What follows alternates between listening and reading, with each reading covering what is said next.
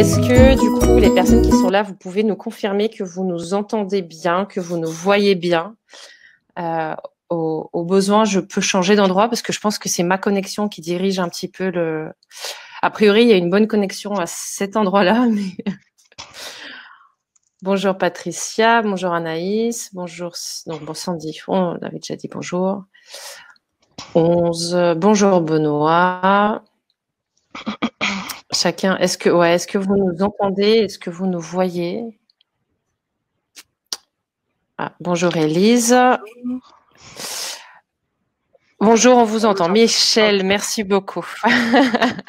Son et vidéo, ok, super. Alors surtout, n'hésitez pas à nous dire si jamais ça coupe, etc. Je peux... quelqu'un spécialisé en gestion de la colère. On peut te trouver ça, Patrick. On peut te trouver ça, il n'y a pas de souci. Je reviens vers moi. Je suis en plein dedans, c'est ce que j'expliquais à Lilia. Il y a des synchronicités comme ça dans le... C'est assez rigolo. Et vraiment, mais en plus, c'est assez marrant parce que on ne s'est pas concerté. Ouais. Non, c'est pas à côté du sujet, hein, pas du tout. Non, Patrick, décomplexe-toi. Il y a vraiment. Ouais, non, mais au contraire, il n'y a pas de souci. D'autant que bon, ça va quand même être un sujet. Merci Benoît. Ça va quand même être un sujet. Bon, je pense que les émotions, dont la colère, est liée aussi au sujet qu'on va aborder, quoi. Donc, je vois pas trop de problème. Alors, allons-y. Je pense que alors soit mon truc se met pas à jour ou sinon, enfin, je sais pas si. Je ne sais pas où en parler ailleurs. Ben, écoute, je suis ravie que tu te sentes en sécurité dans cet espace-là. Le bore out, donc voilà, vraiment aucun souci. Alors le bore out également, on pourra en parler, mais voir le brown out. Ouais. On va aborder ça aussi, le brown out. Enfin, il y a tous les outs. Alors effectivement, donc j'en profite avant qu'on démarre la première partie de ces échanges. N'hésitez surtout pas à nous écrire vos commentaires et vos questions au fur et à mesure. Parce qu'on va y répondre soit au fil des questions et commentaires, soit à la fin, mais on va essayer de prendre en compte chaque chose que vous allez écrire. Donc, si vous avez des questions comme ça, vous voyez qu'on tarde à aborder un sujet, n'hésitez pas. Donc, du coup, je pense que, alors là, j'ai pas la mise à jour du nombre des participants ni des noms, mais c'est pas grave, on va se baser sur ceux qui sont là rapidement, puisque je pense que tout le monde, enfin, en tout cas parmi les noms, quasiment tout le monde, je connais quasiment tout le monde, mais on va quand même se présenter assez rapidement, même pour ceux qui regarderont le replay aussi.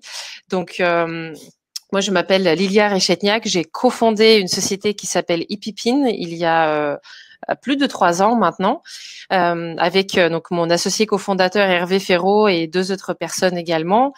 Et le but de notre société, c'est de faciliter l'inclusion des personnes neuroatypiques dans le monde du travail. Donc, par neuroatypique, on entend les personnes à haut potentiel, les personnes avec des troubles du spectre autistique, surtout autisme de haut niveau. Et on a des partenaires qui travaillent avec les autres formes d'autisme, mais on a préféré s'adresser à ceux qu'on connaît en fait. Les personnes avec troubles du déficit de l'attention, avec ou sans hyperactivité, avec les troubles 10, l'hypersensibilité. On couvre tous ces profils puisque on s'est rendu compte en fait que les problématiques, une fois arrivées dans l'emploi, se retrouvent, se recoupent et on peut trouver beaucoup de réponses communes à tous ces profils et aussi des réponses communes à tous ces profils qui vont bénéficier aux autres salariés. Donc pourquoi pas faire du bien à tout le monde quand on peut. Et bien évidemment, après on travaille avec des partenaires qui sont spécialisés sur l'accompagnement de chaque typologie de profil et qui vont accompagner chaque individu tel qu'il est dans toute sa différence, etc. Donc en gros, on fait de la sensibilisation, de l'accompagnement, du recrutement. On commence le recrutement et puis la qualification et l'évaluation des talents, soft skills, etc. Voilà. Donc moi, je me suis lancée dans cette aventure-là suite à mes propres diagnostics de HPI, hypersensible et troubles du spectre autistique. Donc il y a maintenant à peu près 6 ans. Quand j'avais 30 ans et donc c'était la seule chose qui avait du sens pour moi. Voilà, en bref. Aliénor, je te laisse la parole. Aliénor au fait, donc je suis invitée par Lilia pour la 3e fois pour participer à ce webinaire.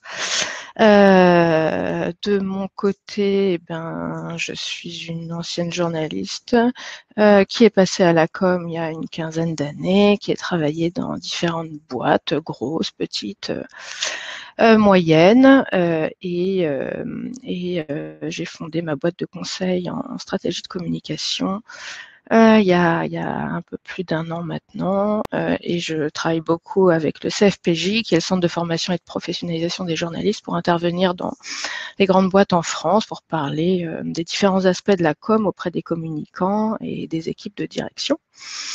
Et j'ai rencontré Lilia sur LinkedIn pour commencer après en in real life, en fait, via Ipipine et notamment Hervé Ferraud il y a 2 ans maintenant.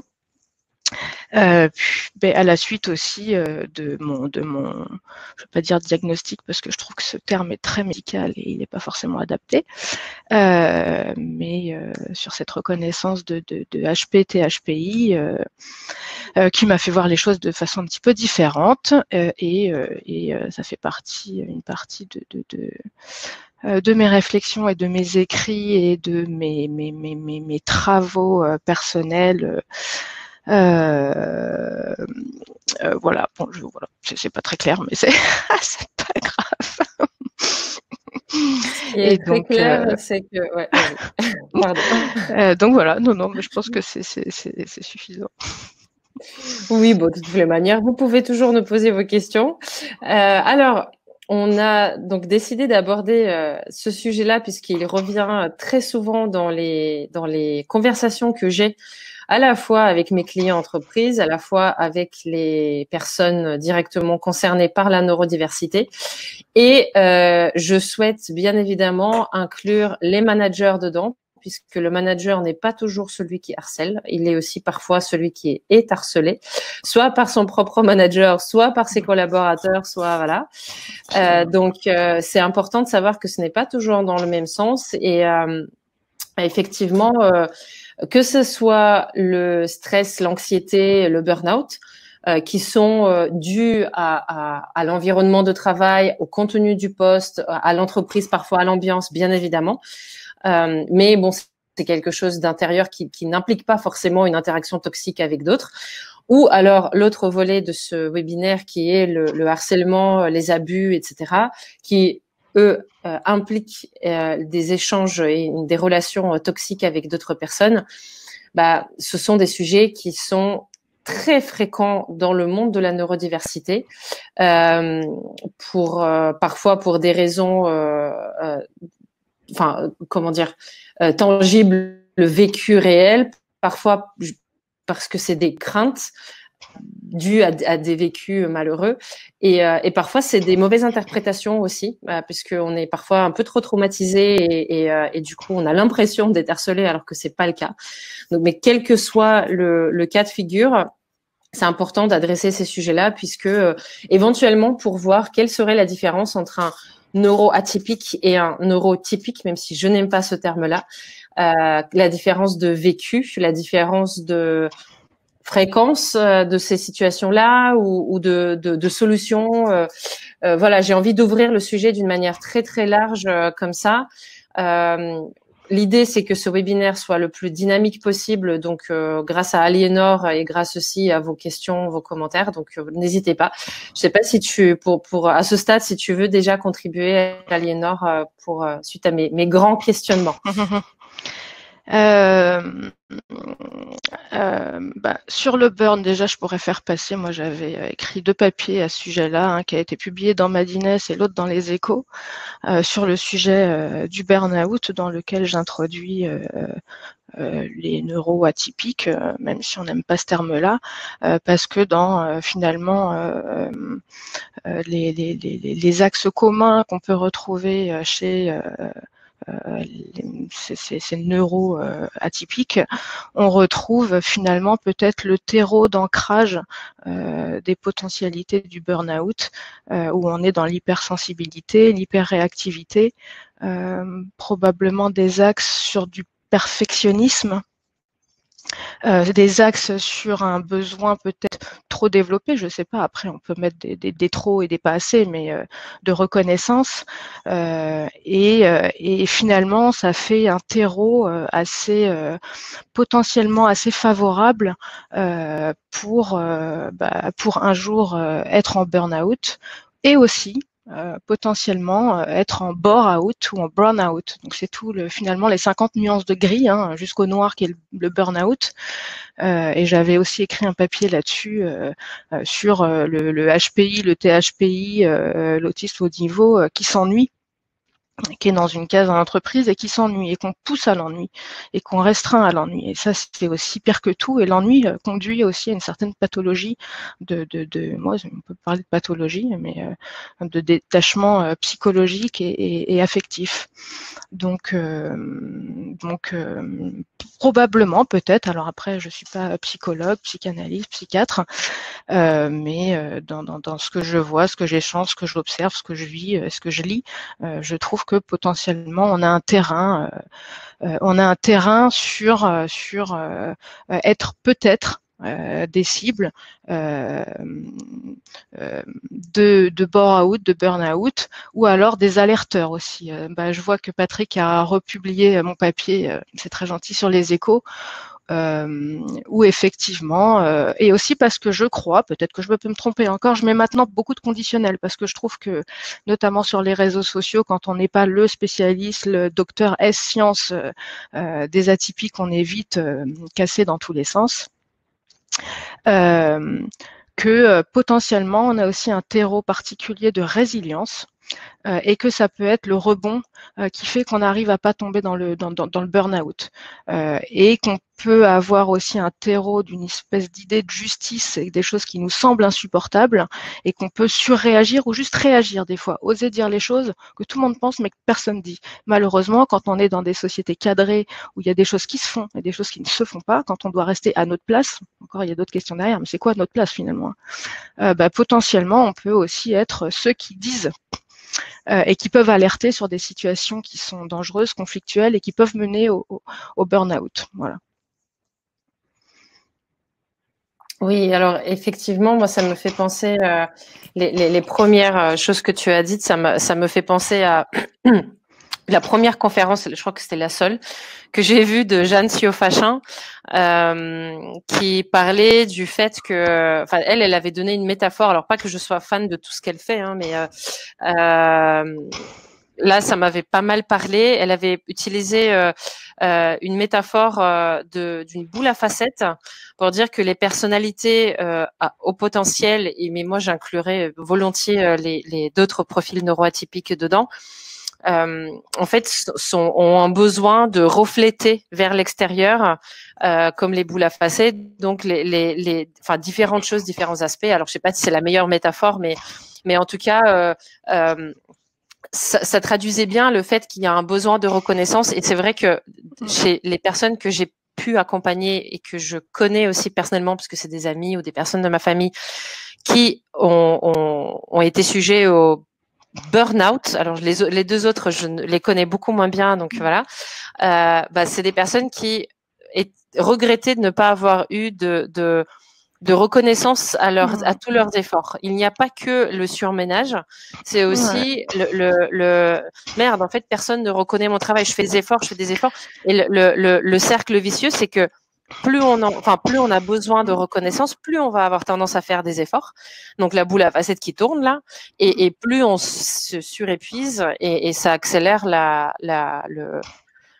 la combustion de la batterie, quoi, qui fait qu'on… Et le besoin de reconnaissance va aussi avec la brique de l'hypersensibilité et de l'idée de justice, en fait.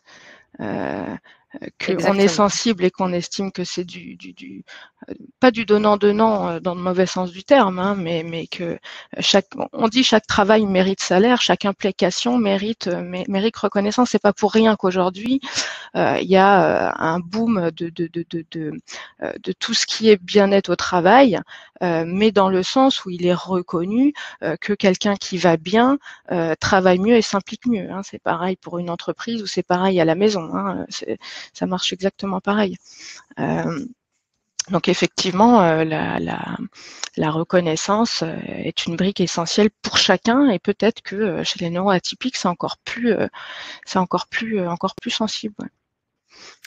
Alors, il y a Anaïs qui dit, pour moi, la reconnaissance est une vraie question dans le monde du travail aujourd'hui. La différence pour les HPI, hypersensibles, etc., c'est une question de degré selon moi. Tout à fait. Oui, je suis complètement d'accord. Alors, comme le webinaire portait sur d'autres sujets aussi, j'inclus dedans le stress, l'anxiété au travail, la boule au ventre et également un petit peu l'histoire du faux self, puisqu'on arrive avec une personnalité qu'on se sent parfois obligé de mettre en fait comme un masque une fois au travail, et ça aussi ça c'est extrêmement énergivore en fait, hein, ça contribue à nous épuiser et à nous faire stresser puisque en fait comme j'explique souvent en conférence, les personnes, par exemple une personne pour qui c'est normal d'avoir une personnalité très corporate une fois arrivé au bureau, si cette personne traverse une période très difficile dans sa vie, que ça soit une maladie, un drame personnel, peu importe, cette personne va avoir beaucoup moins la capacité de maintenir cette personnalité corporate, puisque les émotions sont là, etc. Et ça va être ponctuel, ça va être rare, ça va être dans une certaine mesure, etc. Et si on prend cette difficulté parce que les émotions sont à fleur de peau, etc., les neuroatypiques le vivent plus souvent, pas parce qu'il y a un drame ou quoi que ce soit, mais parce que on a beaucoup plus de mal à distinguer la personnalité, notre personnalité d'une personnalité corporate éventuelle. On ne dépose pas notre personnalité à l'accueil en arrivant sur notre lieu de travail. On est moins capable, et je pense que c'est une bonne chose, enfin c'est un avis personnel, mais d'être d'avoir des personnalités différentes et du coup d'être méconnaissable entre le bureau et puis le bar d'à côté quand on va en after work.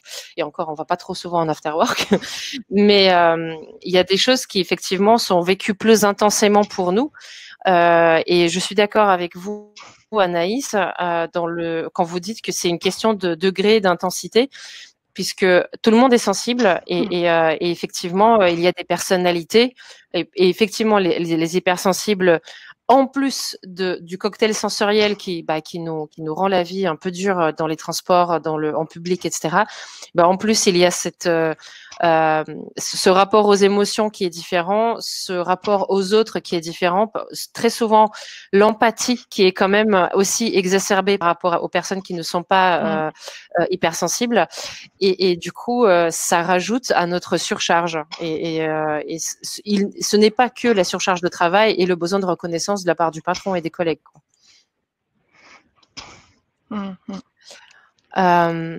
Alors, le syndrome de l'imposteur qui vient parasiter également. Oui, tout à fait. On a souvent l'impression de ne pas être légitime et d'être juste un imposteur là où on est.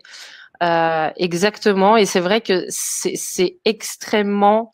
En fait, je suis passionnée par ce qui se passe dans notre cerveau et dans notre corps quand d'un seul coup on a une grosse prise de conscience qui nous amène à un changement de paradigme.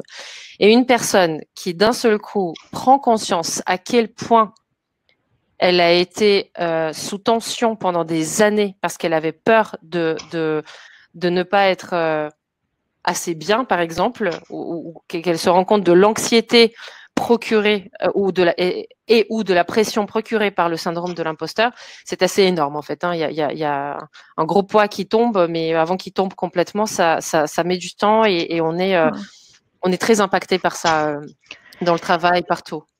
Et encore plus quand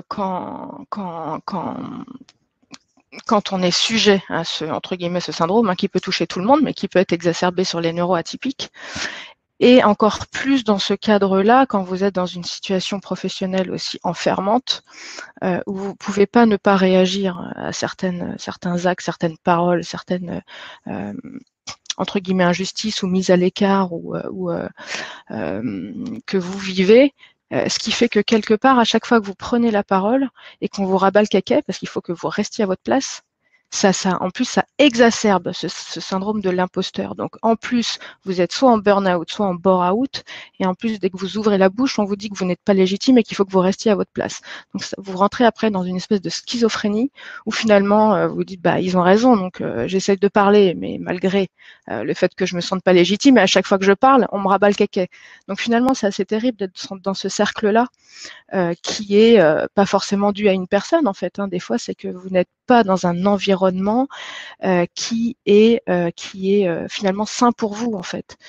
Donc d'où la question aussi qu'on se pose, est-ce que parfois les neuroatypiques, en faisant acte de résilience, tiennent dans des environnements qui ne sont pas adaptés de façon organisationnelle à leur fonctionnement psychique et émotionnel, qu'ils jouent de résistance pour tenir parce qu'ils veulent faire comme tout le monde en fait, essayer d'être bien et d'être accepté, etc. Et qu'à chaque fois ça ne fonctionne pas en fait. Donc ils sont déjà en plus mis au banc d'une organisation qui génère du mal-être, du burn ou du bore en fait. Donc ça c'est assez terrible parce que comme le souligne Patrick, oui, schizophrénie et extrêmement beaucoup de colère et d'incompréhension finalement. Et c'est un petit peu ce qui a été reproché à France Télécom et ce qui a sorti le procès pour harcèlement moral généralisé d'une entreprise, hein, c'est la première fois que ça arrive, que c'était malgré tout du harcèlement moral généralisé et de fait organisé consciemment ou inconsciemment par le système de gouvernance de l'entreprise. Donc là, on va très loin dans ce cas-là. Donc quand on est dans ce genre de cas, ce qui m'est arrivé, hein, au bout d'un moment, il faut poser les choses et de se dire, OK, ce qui va passer, bon, l'organisation, je la changerai pas parce qu'on est dans du David contre Goliath, le pot de terre contre le pot de fer. Donc, c'est pouvoir se dire, OK, à un moment, c'est moi qui m'en vais, en fait. Quoi que j'essaye, quoi qu'il se passe, ça ne change rien. Donc, résolument, je ne suis pas adaptée pour ce type d'organisation. Donc, résolument, quand je vais sauver ma peau, je m'en vais. Et c'est souvent aussi ce qui se passe pour beaucoup de neuroatypiques. Soit en fait ils tombent en burn et ils meurent à petit feu, soit ils décident de s'en aller parce que c'est la seule voie de survie au bout d'un moment. Et je vous invite d'ailleurs à aller regarder les webinaires que j'ai fait avec. Alors, il faudrait que je retrouve les titres parce que c'est vrai qu'il y en a tellement en ce moment que je les oublie. J'avais fait la semaine dernière un webinaire avec Ludovic Milécan où on a parlé où il a dit en tant que DRH, puisque c'est son job. Très clairement, ne restez pas dans un job où vous sentez que ça va être la merde, pardon pour l'expression. Et ensuite, il y avait également un webinaire que j'avais fait avec Jean-François Daligo qui avait dit la même chose. Donc, le fait là, on est dans le vif du sujet de ce qui peut arriver si on ne prend pas cette décision-là au bout d'un moment. Alors, parfois aussi, la difficulté, c'est et ça, c'est aussi, ça peut être aussi rattaché à certaines personnes, à certains fonctionnements de la neurodiversité. Parfois, on ne se rend pas compte qu'on file vers le burn-out parce que tout ce qu'on constate, c'est que ah bah merde, les autres y arrivent, pas moi, c'est compliqué, je ne sais pas pourquoi, etc. Mais on ne se dit pas, parce que le propre du burn-out, c'est que c'est du jour au lendemain en fait. Un matin, on se lève et on se rend compte qu'on a zéro énergie, on peut pas se lever. C'est le principe de la petite goutte qui fait déborder le vase. Mais le vase, il se remplit depuis bien longtemps déjà. Exactement. Et quand on est un peu déconnecté de nos ressentis, et c'est paradoxalement, ça peut être complètement aussi lié. Ça peut aller de pair avec une hyper émotivité, quoi. Donc, le fait d'être hyper émotif ne veut pas dire que par ailleurs on n'est pas coupé de nos indicateurs intérieurs. Et c'est très intéressant. D'une part, ça peut être dramatique d'autre part, mais effectivement, on n'a pas souvent la conscience de nos systèmes d'alarme internes qui nous disent cocotte ou coco, fais gaffe. Fais gaffe. Et c'est effectivement, je pense que ça peut arriver à n'importe qui. Et j'aimerais revenir 2 secondes sur cette notion de reconnaissance d'ailleurs, puisque j'ai entendu il y a des années de ça, j'étais encore salariée, mais vraiment ça doit faire peut-être je sais pas moi 8 ou 9 ans, quelqu'un m'a dit en fait les salariés la théorie de la personne en fait qui était créateur d'entreprise et qui avait quasiment toute sa carrière derrière lui déjà, et dit moi je me suis rendu compte qu'il y a 3 facteurs de motivation. C'était pas basé sur une étude, hein, je ne crois pas, c'était vraiment son opinion personnelle, mais ça m'avait quand même marqué. Il dit bien sûr un des facteurs de motivation c'est le salaire, on va pas se mentir, il faut manger, payer ses factures. Il y en a un deuxième qui est le contenu du poste, est-ce que c'est intéressant? Je crois que c'est Anaïs qui parlait de la perte du sens. Oui, alors le sens, l'intérêt du poste, la sensation de se réaliser, etc. Et le troisième facteur, c'est la reconnaissance. À quel point est-ce qu'on a le feedback de notre environnement, des postures d'autorité dans notre environnement qui nous renvoient, oui, tu fais un super boulot, tu as toute ta place ici, tu es légitime, tu fais un bon boulot et on te veut en fait, on veut te garder, on apprécie ce que tu fais. C'est effectivement c'est un facteur qui est super intéressant, super important, pardon, et je pense que c'est d'autant plus important pour certains neuroatypiques qui ne croient pas en leur propre légitimité, qui ont des parcours difficiles avec beaucoup de dénigrement, d'isolement, etc., manque de confiance en soi, qui font que sans cette reconnaissance-là, on a tous nos mécanismes intérieurs qui s'activent, qui nous disent t'es pas assez bien, t'es pas assez bien, t'es pas assez bien. Donc effectivement, si on n'a pas de retour positif, ça peut devenir vite très très compliqué. Et je vois la question d'Anaïs ou de Patrick, comment on fait pour s'en aller quand c'est pas toujours possible vite? C'est pas toujours possible vite en fait. Hein. Moi j'ai construit mon départ pendant 4 ans et demi. Hein. Et pendant ces 4 ans et demi, 5 ans, là où j'étais au fond du trou, il faut continuer à tenir. Donc il n'y a pas toujours la possibilité de partir du jour au lendemain parce qu'il ne faut pas partir pour rien. Il ne faut pas que le départ soit pire. Finalement, il ne faut pas que le traitement soit pire que le syndrome. Hein.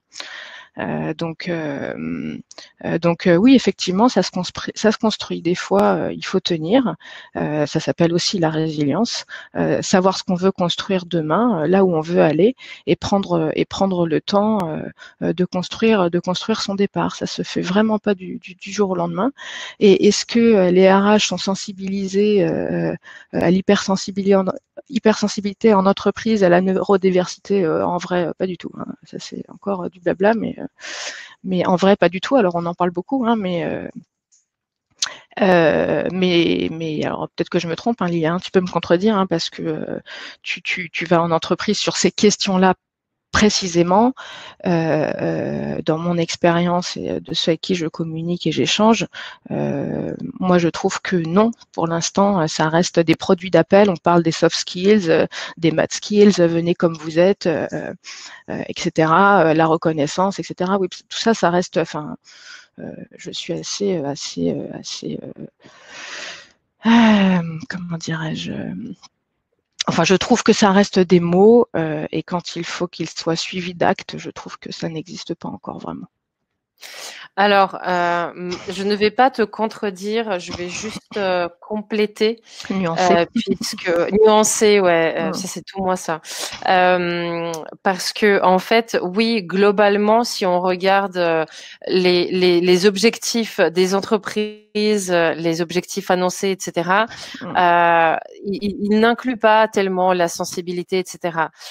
Et dans beaucoup de cas encore, les valeurs affichées par les entreprises sont du blabla. Je suis d'accord. Ceci dit, il y a quand même et ça pour le coup, j'en rencontre. Alors honnêtement, hors période de confinement, je rencontre toutes les semaines des managers, des RH, des chefs d'entreprise qui en sont conscients et qui essaient de faire de leur mieux. Vraiment, hein. Même si la politique globale de l'entreprise ne les soutient pas forcément ou si les autres ne comprennent pas, etc. Mais il y a toujours des personnes qui font vraiment de leur mieux. Donc, à l'échelle individuelle, ça existe dans beaucoup d'entreprises. Là où on est aujourd'hui pas très clair sur la situation, c'est qu'une entreprise peut afficher ce qu'elle veut. En interne, il y a 1001 managers et avec 1001 pratiques différentes. Donc, ce qu'affiche l'entreprise ne reflète pas forcément votre situation si vous arriverez dans telle entreprise. Et l'inverse est vrai aussi. Après, il y a aussi un autre aspect qui est celui, enfin c'est un aspect qui me tient vraiment vraiment à cœur et avec lequel je suis extrêmement au contact aussi parce que je travaille beaucoup avec les entreprises, c'est que on ne peut pas tout reprocher aux entreprises, leur dire vous ne prêtez pas attention à ma sensibilité. Nous aussi. Et quand je dis nous, c'est toutes les personnes directement concernées, neuroatypiques, etc. On a une responsabilité dans tout ça. Ça ne veut pas dire se suradapter, faire sacrifice de ses valeurs, pas du tout, pas du tout. Mais ça implique un travail sur soi, un questionnement de nous-mêmes en fait, une prise de responsabilité sur les choix qu'on fait, etc. Et un questionnement de nos façons de voir les choses, d'interpréter les choses, etc. Donc c'est pas, on ne peut pas regarder tout que d'un seul point de vue. C'est pas possible. Et c'est très très important parce que typiquement, effectivement, on ne peut pas partir tout de suite très vite. D'autant plus, c'est d'autant plus important de commencer. Si on sait qu'on veut partir mais qu'on ne peut pas le faire tout de suite, c'est d'autant plus important d'avoir conscience de ce qu'on peut faire nous pour notre bien-être maintenant, tant qu'on n'a pas la possibilité de partir, et de ne pas passer ce temps-là à se plaindre et à tout rejeter sur l'entreprise, la société, le manager, etc. C'est très important et du coup, en fait, on commence à voir les choses différemment. Et honnêtement, je suis tombée et je tombe encore dans le piège. Souvent, il n'y a pas une catégorie de personnes qui prennent super bien la responsabilité sur tout et une autre qui la prend pas. Ça nous arrive à tous, donc il y a vraiment zéro jugement là-dedans, mais c'est une notion qui est très très importante. Cette responsabilité individuelle qu'on a tous, ne serait-ce que dans la construction d'une meilleure façon de manager, etc. Ça se trouve, la personne qui est en burn-out aujourd'hui, demain va manager une équipe de 30 personnes. Ça sera sa responsabilité de voir comment elle fait et probablement qu'elle pourra contribuer à ce que les pratiques se changent, se modifient dans la société aussi. Donc, il y a juste une question de Patrick qui me paraît importante. C'est pas une question idiote, hein, Patrick, pas du tout. L'autisme de haut niveau exclut-il toute forme d'empathie? Alors, pas du tout, mais alors très très loin de là. Je pense que ça. Alors, je ne suis pas. Je n'ai pas concrètement la légitimité médicale de répondre à cette question sur tous les aspects. Du coup, je vais donner une réponse partiellement due à mes échanges avec certains professionnels et aussi à mon expérience personnelle et puis celle avec d'autres personnes. Pour moi, c'est pas du tout un manque d'empathie, c'est juste un rapport très différent aux sentiments, aux ressentis, aux émotions. Pour certaines personnes, si ce n'est pas pour toutes, ça va être je pense pour certaines. Voilà, j'ai vraiment pas envie de dire de conneries. Donc tout ce que je dis est à vérifier et soumis à question. Pour certaines personnes, c'est une surempathie qu'on préfère bloquer parce que c'est trop ingérable. On ne sait pas du tout quoi faire avec. Du point de vue des neurosciences, on développe des neurones miroirs qui nous font ressentir. Alors en plus, et après, il y a différentes formes d'empathie. Une capacité à sortir de notre référentiel et à se mettre à la place de l'autre, c'est une forme d'empathie. Et ensuite, il y a une empathie en fait qui est plus je ressens ce que l'autre ressent. Et celle-là, je pense ça, c'est les neurones miroirs. À mon avis, tous les autistes l'ont et parfois c'est puissance 10. La capacité à se mettre à la place de l'autre ou le réflexe de le faire, c'est autre chose. Peut-être parfois on a moins la capacité de le faire. Mais encore une fois, une grosse distinction à faire. Voilà, je ne vais pas élaborer là-dessus parce que c'est pas spécialement le sujet, mais c'était important. Donc non, l'autisme n'exclut pas du tout l'empathie. Est-ce que il y a eu plein de commentaires depuis? Moi, j'essaie de. Je sais pas si tu en as vu si tu as vu des questions, Aliénor, si tu veux répondre à On a répondu par rapport. Là, je voyais Anaïs qui évoquait éventuellement le suicide et l'image que ça peut avoir en application sur une entreprise.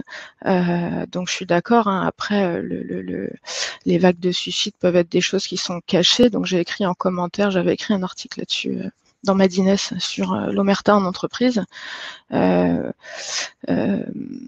qu'effectivement, quand on est en burn, quelles qu'en soient les raisons, quelles qu'en soient les raisons et finalement les culpabilités, hein, c'est comme tu disais, c'est pas forcément du fait d'un manager précis. Celui qui se sent finalement en trop plein d'activités ou de harcèlement ou de ceci a sa part de responsabilité. Parfois, c'est la gouvernance générale ou l'organisation générale qui a sa part de responsabilité. Et que ça peut conduire effectivement à des drames tels que le suicide. Alors l'idée c'est de pas en arriver là. Et comment ne pas en arriver là c'est presque peut-être la responsabilité aussi de chacun qui est pas facile hein, quand on a la tête dans le trou ou le corps au fond de la piscine. Hein, c'est pas forcément évident, mais de pouvoir se poser, de faire un point sur quels sont mes traits caractéristiques à moi, qu'est-ce qui m'insupporte, qu'est-ce que je vis, qui touche ces traits qui me sont propres, mes caractéristiques psychologiques et émotionnelles, comme pour tout le monde. Hein. Mais si dans la neurodiversité, on dit souvent que c'est trop ceci, trop cela, hein, c'est vraiment la pub de la vache qui rit. Dans ce cas-là, je pense qu'il faut aussi pouvoir faire une pause, prendre un peu de recul et se dire, ok, alors moi, de ce que je connais de moi-même, voilà mes traits caractéristiques. Par rapport à ces traits caractéristiques, qu'est-ce qui, même si c'est anodin pour quelqu'un d'autre, pour moi, ça n'est pas anodin. Qu'est-ce qui va me faire tilter en fait, hein, qu'est-ce qui est insupportable, et à partir de là, qu'est-ce que je rencontre dans mon organisation qui systématiquement va toucher ces traits qui me sont propres et qui me sont insupportables. Est-ce que je peux les développer et être bien avec ces caractéristiques-là, ou est-ce que je peux pas et qu'à chaque fois que j'essaye d'être moi-même, finalement, on me remet la tête dans le trou ou dans le sac ou au fond de la piscine, comme vous voulez. Donc à partir de là, il y a un petit bilan aussi à faire en étant un peu honnête avec soi-même. Et si on se rend compte que qu'il n'y a pas forcément une personne qui est responsable, c'est un ensemble où on n'est probablement pas adapté à l'organisation dans laquelle on est, et l'organisation ne va pas changer pour une personne, ce qui est normal aussi. Hein. Dans ce cas-là, il faut construire l'après et essayer de voir comment on peut tout à fait hein, sur le triangle, il y a ça aussi, le triangle de Karpman. Dans ce cas-là, c'est aussi, comme tu disais, hein, il y a la responsabilité de chacun, de se dire, ok, voilà mon bilan, voilà où j'en suis, voilà ce qui m'est propre, voilà ce qui est propre à l'organisation. Est-ce que les deux peuvent vivre ensemble ou peuvent pas vivre ensemble? Si elles vivent ensemble, qu'est-ce qui est systématiquement aiguillonné et qui me provoque un mal-être général ou professionnel? Et qu'est-ce qui est acceptable? Si au bout d'un moment, plus rien n'est acceptable et que vous êtes à un tel niveau d'insupportabilité, je ne sais pas si on peut le dire comme ça, hein, mais que vous avez toutes vos jauges qui sont hautes et finalement vous n'arrivez plus du tout à redescendre, quel que soit le passif ou les raisons, c'est à ce moment-là qu'il faut envisager la sortie. Et j'avais écrit dernièrement sur LinkedIn un papier qui s'appelait Le prix de la liberté. C'est aussi ça. Il y a des départs qui peuvent pas se faire rapidement, ça se travaille un départ, et c'est aussi le prix de la liberté. Qu'est-ce que je suis prête ou prêt à laisser pour ma liberté? Et ma liberté, c'est mon droit d'exister comme je suis, même si j'ai des efforts à faire. Bien sûr, on a tous dans chaque organisation, la vie au quotidien, la vie en famille. Enfin, c'est un ensemble de compromis, pas forcément de compromission, mais de compromis. Donc, qu'est-ce que je suis prêt ou prête à faire et que je peux faire sans perdre mon identité et ce qui me fait vivre, et qu'est-ce que je ne suis pas prêt ou prête à faire. Et dans ce cas-là, ça impose des choix et c'est le prix de la liberté. Vraiment. Exactement. J'aime beaucoup cette notion du prix de la liberté. Je vais vous donner un exemple personnel sur les départs rapides possibles ou pas. Et je n'encourage personne à faire comme moi et je ne dis pas du tout que c'était la meilleure solution. Hein, mais en vrai, ASPI, HPI, hypersensible, j'en pouvais plus de mon ancien emploi, mais ça c'était il y a 8 ans déjà, quasiment. Ouais, et j'ai juste posé ma démission en fait. Je n'avais pas de filet de sécurité, j'avais un peu d'argent de côté, mais c'était une décision parce que pour moi en fait, j'en suis beaucoup plus consciente maintenant parce que j'ai plus réfléchi et travaillé sur moi-même, mais à cette époque-là, c'était tout aussi vrai, même si c'était inconscient. Ce qui était plus important pour moi, c'était le fait de pouvoir être maître de mon rythme, parce que comme beaucoup de hypersensibles et surtout de personnes avec les troubles du spectre autistique, on a des grosses fluctuations d'énergie, de niveau d'énergie, etc. J'étais incapable.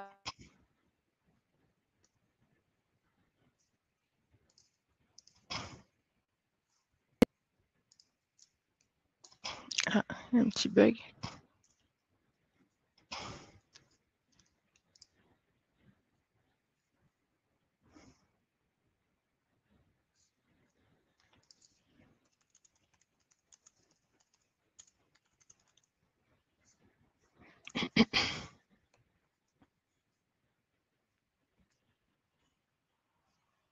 Ça, Ah, c'était Lilia, beaucoup. c'est bon, on t'entendait plus, t'étais figée, il n'y avait plus de son. Ah merde, je Ça y est, disais c'est que revenu. c'était d'accord, merci. Je disais qu'en fait, ces éléments-là étaient beaucoup plus importants pour moi que la sécurité financière que m'apportait un salaire. Alors, j'ai dû me démerder pour retomber sur mes pattes le plus vite possible avec les quelques mois de sécurité que me donnait mon argent de côté, que du coup, je savais très bien que j'allais dépenser tout et je n'allais plus avoir de filet pour plus tard si besoin. Donc, c'était extrêmement risqué, c'était extrêmement con parfois, je me dis. Mais effectivement, ça ne prouve rien du tout. Et je ne dis pas ça pour prouver pour prouver quoi que ce soit. C'est juste pour appuyer ce point de nos priorités et qu'est-ce qui est vraiment le plus important pour nous. Et je pense que juste avoir la conscience de ce qui est le plus important pour nous, ça peut nous ouvrir d'autres pistes de réflexion qu'on n'a pas quand on réfléchit de notre manière habituelle. Il y a des webinaires qui sont faits actuellement par un de nos partenaires qui s'appelle Andy Réseau. Il y a une éthologue qui intervient qui s'appelle Anne Mongermont et elle explique vachement bien en fait ce que ça fait dans notre cerveau, ce qui se passe quand on a. Voilà, je vais pas élaborer là-dessus parce qu'elle en parle beaucoup mieux, mais je pourrais vous mettre en lien leur chaîne YouTube avec tous les, un replay qui est déjà disponible et un deuxième qui le sera bientôt. Et du coup, alors effectivement, juste un commentaire que je suis en train de lire, sortir de la culpabilité pour entrer dans la responsabilité, c'est tout un sujet à part entière que j'aimerais bien aborder un de ces quatre parce que ça n'a rien à voir. Les gens confondent parfois quand je dis c'est toi qui es responsable, je dis bah non, mais moi c'est pas ma faute, j'ai rien fait. Bah non, mais je parle pas de faute. Il s'agit pas du tout de faute. Alors il faut que je change de lieu. Donc je vous demande pardon, je vais marcher, ça va être un petit peu mouvant pendant quelques temps. Donc, c'est pas du tout une question de faute, c'est une question de responsabilité. Et la différence, c'est que en réalité, la responsabilité, ça veut dire que c'est à partir de maintenant que je peux faire quelque chose moi pour que les choses soient différentes. Ça ne veut pas du tout dire en aucun cas, jamais, enfin parfois peut-être si, mais je veux dire c'est pas du tout ce qui est impliqué quand on parle de responsabilité, que ça ne veut pas automatiquement dire que j'ai fait quelque chose de mal. Hein. Donc c'est une grosse différence et c'est très important. Surtout pour les personnes qui ont un vécu compliqué, un vécu personnel compliqué. Donc, ce que je peux tout à fait comprendre, c'était mon cas. Il y a un sujet qu'on n'a pas, mais je pense pas du tout abordé encore. C'est celui des situations de relations toxiques au travail, le harcèlement au travail, etc. J'y réfléchissais tout à l'heure quand je t'écoutais parler, Aliénor, sous l'angle de la neurodiversité et aussi quand moi j'expliquais notre difficulté parfois à être conscient de nos systèmes d'alarme intérieurs et aussi pour ma part, et je sais que c'est vrai pour d'autres personnes, et là j'ai envie d'avoir aussi ton point de vue et puis celui des participants bien sûr, quels sont les autres facteurs qui peuvent contribuer à ça. Moi parfois je suis carrément naïve, c'est-à-dire que c'est très difficile pour moi de pouvoir envisager qu'une personne puisse avoir des mauvaises intentions dans ce qu'elle dit ou fait. Et du coup, ça m'est arrivé plein de fois de laisser les situations dégringoler en fait, jusqu'à un niveau assez, enfin, très très toxique et très difficile à gérer pour moi. Et je me suis perdue en fait. Donc c'est cette naïveté, c'est les petits, l'intuition qui clignotait depuis longtemps que j'ai pas écouté. Et effectivement, voilà, enfin c'est un autre aspect de tout ça. Qu'est-ce que tu peux nous dire là-dessus? Qu'est-ce que je peux dire là-dessus? Je dirais que j'ai longtemps mis sous cloche moi tous mes systèmes d'alarme parce que justement finalement on m'a toujours dit que j'étais trop ceci, trop cela, que j'ouvrais trop ma bouche, que ceci, enfin bon bref, trop. Et quand on vous dit perpétuellement que vous êtes trop, parce que ça clignote dedans et parce que quand ça clignote, bah, vous essayez de partager, de dire, que ce soit sur quelqu'un qui va pas bien ou des choses que vous trouvez injustes, que attention là à ce qui se passe, et qu'à force, bah, finalement, quand vous êtes toujours à dire et que vous êtes trop et donc finalement on vous demande sans arrêt de rester à votre place, encore cette notion reste dans ta boîte et sort pas comme le diable à ressort qui sort de sa boîte en carton. Au bout d'un moment, la solution, c'est que vous croyez à tout ça, que vous êtes trop. Donc vous apprenez à fermer vos bouches, enfin vous essayez, hein, et à mettre tous les systèmes d'alarme sur off, ce qui n'est pas facile parce que finalement ils ne sont jamais vraiment, et vous essayez de vous cantonner à ce qu'on vous demande d'être et de faire, ce qui tient jamais finalement beaucoup. Et là, pour le coup, quand le diable il sort de sa boîte, en général, il fait vachement plus de dégâts. Mais voilà. Je comprends tout à fait ce système d'alarme, ces antennes qu'on a probablement tous, peut-être exacerbées chez les neuroatypiques. La question est dans quelle mesure on est autorisé à faire part de ce système d'alarme et dans quelle mesure on s'autorise nous-mêmes à en faire part et est-ce qu'on arrive à jauger la manière dont on en fait part ou dans la manière dont on s'ouvre à ce système d'alarme.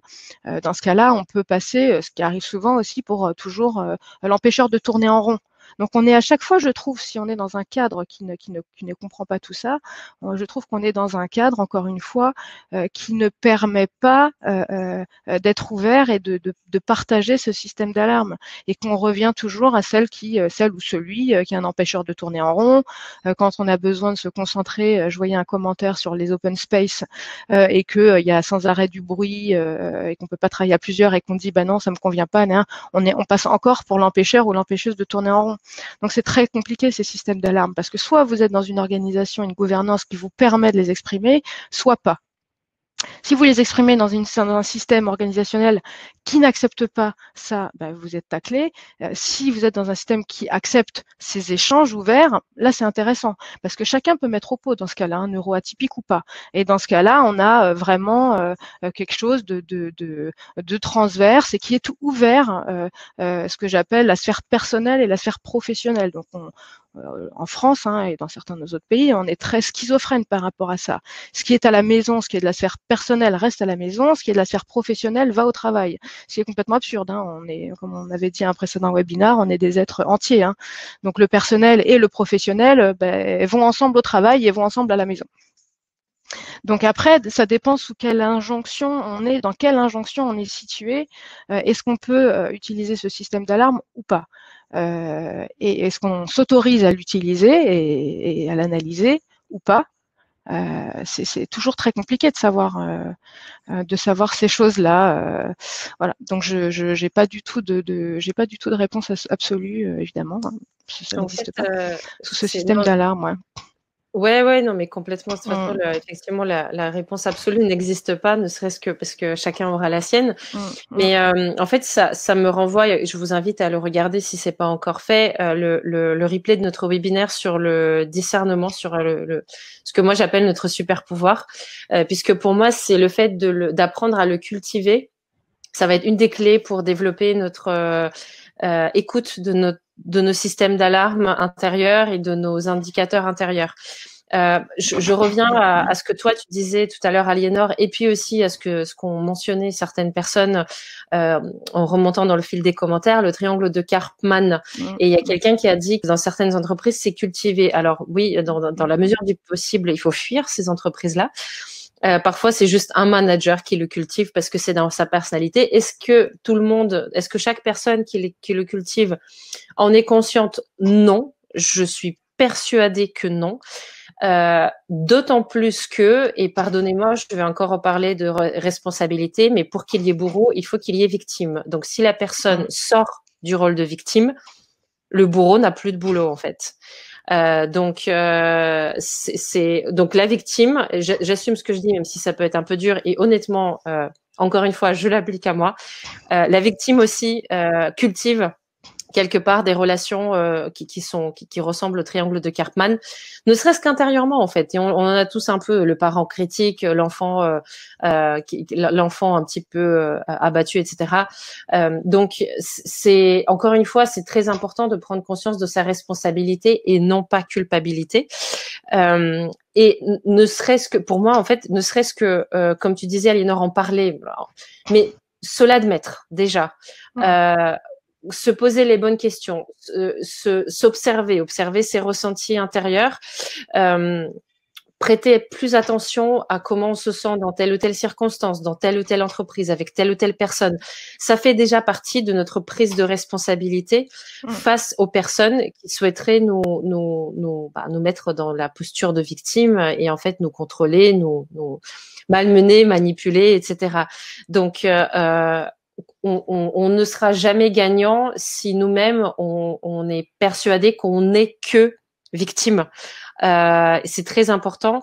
Ceci dit, ça requiert déjà le fait d'avoir conscience de ça, d'avoir accès à ce genre de pensée dans sa tête. Ce n'est pas toujours le cas, pas tout de suite. Il y a des personnes qui sont vraiment très très loin dans le fond du puits et ça demande, à mon sens, beaucoup d'écoute, énormément de compassion, d'empathie et de compréhension. Et le discours que j'ai tenu maintenant sur la responsabilité, elles ne seront pas capables de l'entendre et c'est pas le moment de le leur faire. C'est important de le savoir aussi, puisque aujourd'hui en entreprise et même dans nos relations humaines, alors je divague un peu, mais c'est très important. Je pense que tous ces sujets-là sont liés. On n'a pas trop cette capacité d'écoute où on est juste capable d'accueillir le discours de l'autre sans forcément commenter. Et parfois, il y a une psychologue américaine, Lori Gottlieb, qui dit il y a la compassion stupide et la compassion sage. La compassion stupide, c'est quand on dit à l'autre, ah ouais, non, mais t'as raison, l'autre c'est qu'un connard, mon pauvre, c'est toi qui as raison. Et la compassion sage, c'est quand on aide l'autre à comprendre son fonctionnement. Mais elle dit parfois, il y a des moments où ce n'est pas le moment pour la compassion sage. C'est le moment pour juste rassurer l'autre, l'écouter et lui dire qu'il n'a rien fait de mal et qu'il peut s'en sortir et qu'il est aimé et entendu, quoi. Bref, voilà, j'ai un petit peu je suis éloignée du sujet, mais c'est quand même important dans le sens où on n'est pas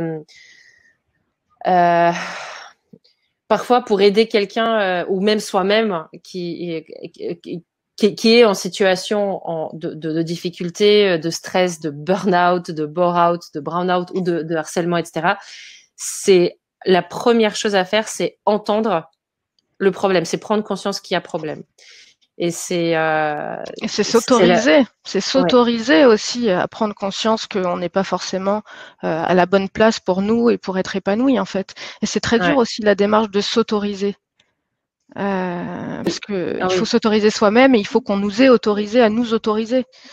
Donc c'est vrai que ça peut être complexe, Donc c'est vrai qu'il faut déjà un peu bosser sur soi pour s'autoriser. Je vous ai remis un autre article que qui avait été publié sur Marie-Claire là, où j'essaie d'établir une cartographie peut-être simpliste. Bon, tout est critiquable, hein, toujours, hein, bien sûr, mais je pense que ça permet de poser un petit peu certaines caractéristiques et qui permet peut-être d'analyser des fois pourquoi certaines situations sont insupportables et de comprendre à quel moment c'est insupportable pour nous, pour l'organisation, à quel moment, au bout d'un moment, on n'arrive pas à cohabiter en fait.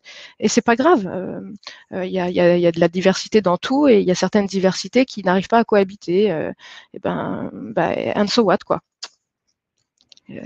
Finalement, c'est pas forcément grave. Exactement. Au bout d'un moment, il faut savoir se retirer ou faire différemment, ou sur certaines organisations, sur certaines entreprises, où forcément on va être violenté, mais pas forcément consciemment, hein, et savoir pouvoir se dire, bah, ces postes-là qui pourraient être passionnants parce que j'ai toutes les capacités, toutes les compétences.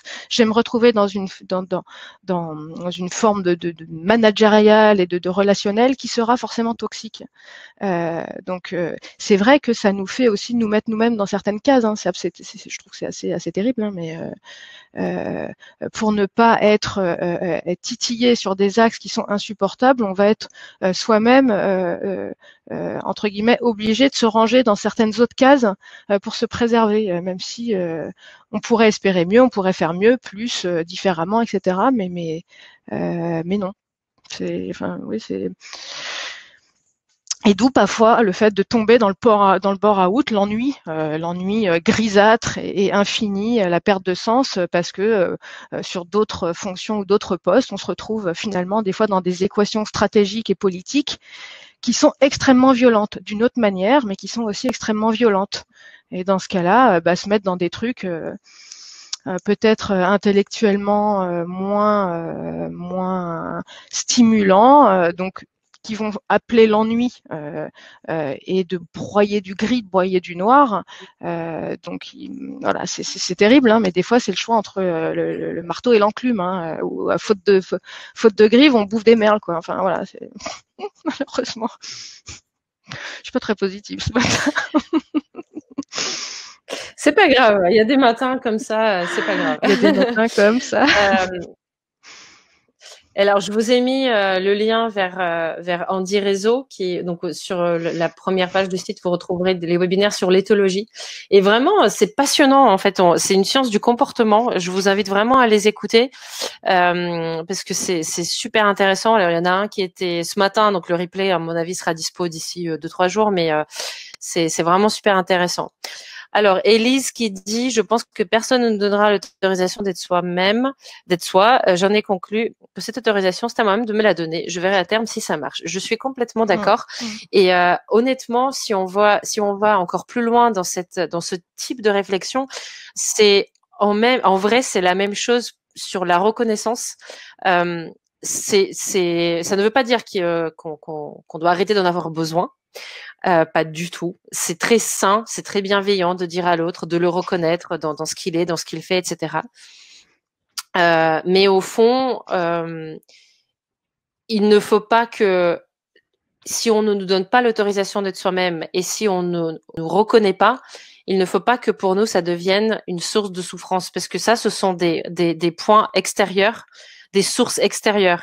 Et autant que possible, je pense que c'est de notre responsabilité de développer les sources intérieures de notre droit, notre autorisation à être nous, à nous écouter, à nous dire non, là je ne peux pas, donc c'est stop, ou je veux aller dans cette direction parce que je sais que c'est là que je trouverai le plus ma propre réalisation.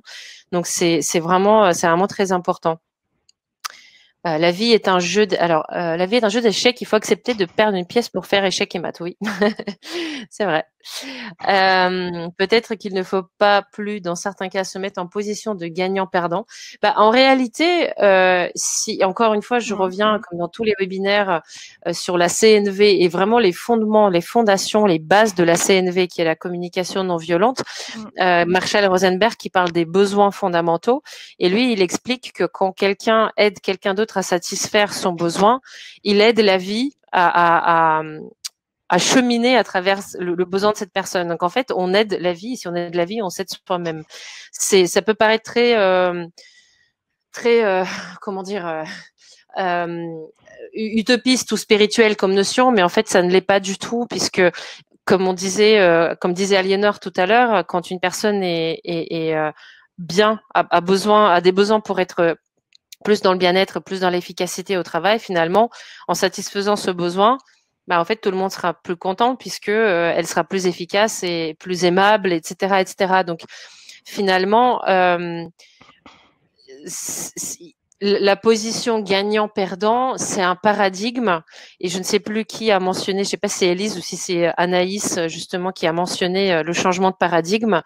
En fait, il y a un autre paradigme où gagnant-perdant, ça n'a plus de sens en fait. On avance ensemble, et c'est quelque chose qui me passionne aussi. Et si on peut plus avancer ensemble, Il faut trouver d'autres partenaires, d'autres chemins. Ça se fait pas forcément du jour au lendemain, mais ça peut se faire. Exactement. Effectivement, il y a des combats qui valent pas la peine d'être menés en fait, parce que c'est peine perdue. Tout à fait. Donc autant pas y aller en fait. Mais pour ne pas y aller, il faut avoir conscience que c'est un combat perdu d'avance et qu'est-ce qui est insupportable chez nous et qu'il le sera encore demain et encore après-demain, en étant dans certains contextes en fait. Et il faut aussi arriver à se dire qu'on n'a pas spécialement besoin de jouer ce rôle de sauveur ou de Superman ou d'être parfait, comme on aimerait bien parfois. Et d'oublier son propre ego qui nous pousse à dire non mais ce combat-là je peux le gagner donc parce que c'est moi, parce que moi c'est différent. Non, il y a des combats en fait qui vont nous épuiser plus qu'autre chose. Et même si on arrive à gagner une bataille, est-ce que les années de souffrance et d'épuisement, est-ce que ça en vaut la peine en fait? Donc voilà, je vais laisser ça être un des mots de la fin puisque je vois qu'il est l'heure. J'ai un autre engagement dans pas très longtemps, donc je ne peux pas prolonger ce webinaire malheureusement beaucoup plus que ça. Merci vraiment pour vos participations et merci Aliénor pour Merci à toi à chaque fois. pour tes apports aussi. Alors juste Patricia qui nous dit voir la vidéo sur la liberté intérieure de Mathieu Ricard, Alexandre Julien et Christophe André. Oui, alors effectivement, sur notre capacité à conduire notre esprit, là, il est important de le conduire pour être bien et être soi. Question de la bienveillance envers soi-même. Exactement. Exactement. Et il y en a un autre que je rajoute, j'en avais parlé dans un autre webinaire, qui est celui de Ilios Kotsou sur l'éloge de la lucidité, qui est fabuleux. C'est un bouquin, et voilà, il est juste génial. Donc voilà, encore merci. Eh ben, merci à tous. Un très bel après-midi à tous. Merci, merci Aliénor, merci à tous les participants. Et le replay sera en ligne dans la semaine. Il y a 4 webinaires cette semaine, donc je ne sais pas quand est-ce qu'on va avoir le temps de tous les mettre, mais dans la semaine, ce sera fait. À très vite. À très bientôt. Bonne journée surtout.